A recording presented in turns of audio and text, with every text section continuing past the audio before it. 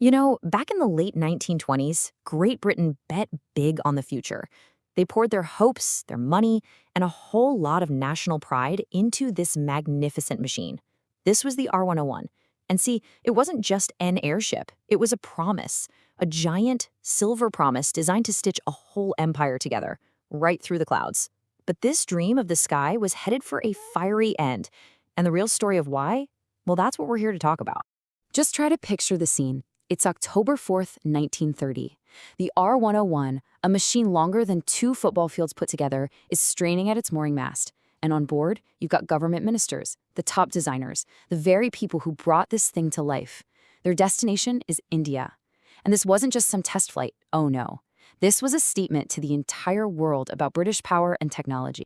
But it all went wrong. Horribly wrong. Before it even got close, the voyage ended in disaster over northern France. This incredible symbol of ambition was just gone, reduced to a twisted, smoldering skeleton of metal.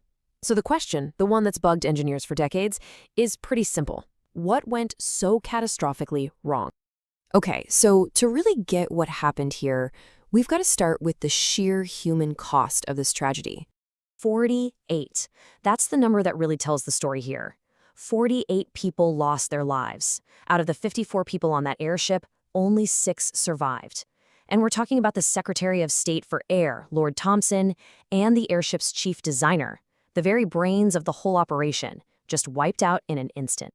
The R-101 didn't just crash, it plunged into a field and was immediately consumed by fire. This single event became the deadliest aviation disaster of its time. It was a national trauma, and it all unfolded far from home. All right, so when you hear airship disaster, what's the first thing you think of?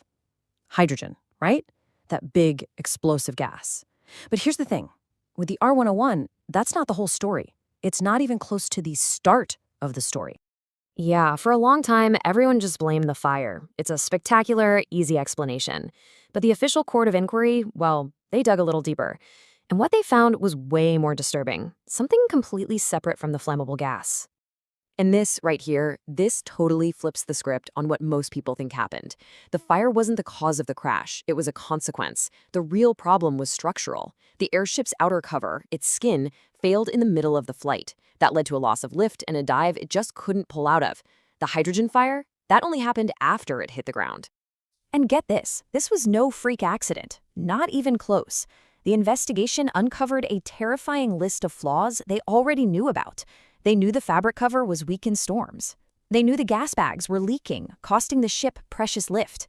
And the girders, the actual skeleton of the ship, were simply not strong enough to handle the stress of flight, especially in rough weather.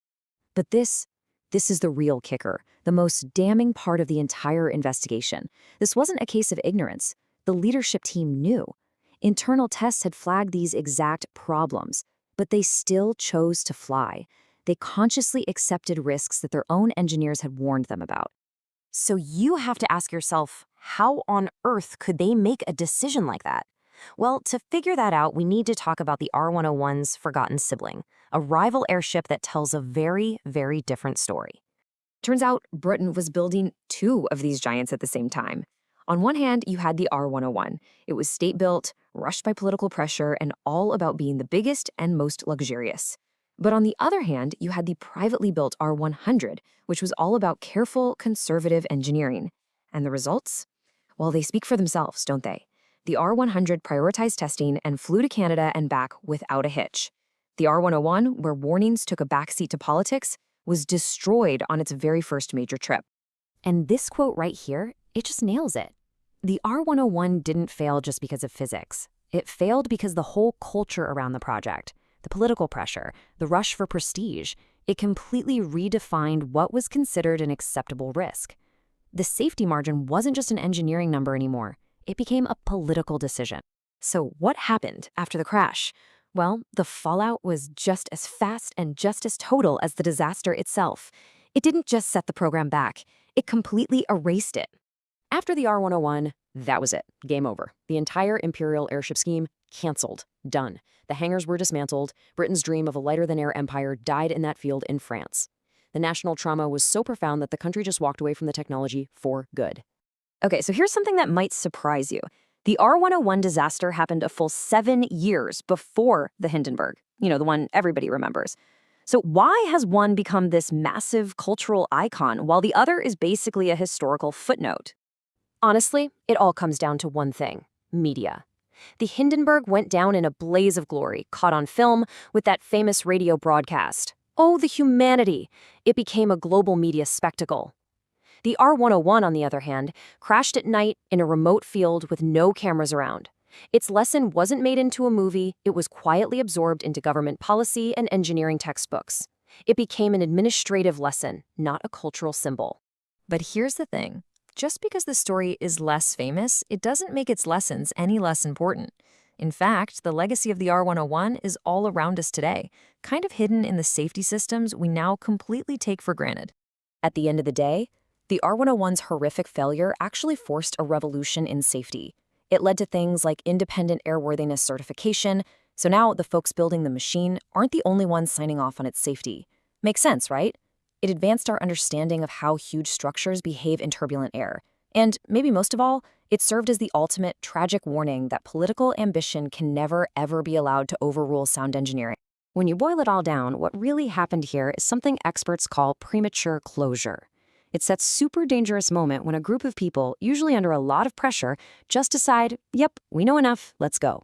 Even when their own experts are screaming that there are still huge unanswered questions. It's a toxic mix of optimism, ambition, and pressure. And that, of course, leaves us with one last kind of chilling question. The R101 was a technological marvel of its time, pushed forward by immense national pride.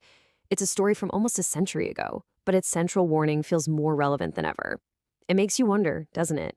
What are our modern R101s? What are the big, ambitious projects of today that are flying forward on a whole bunch of untested assumptions?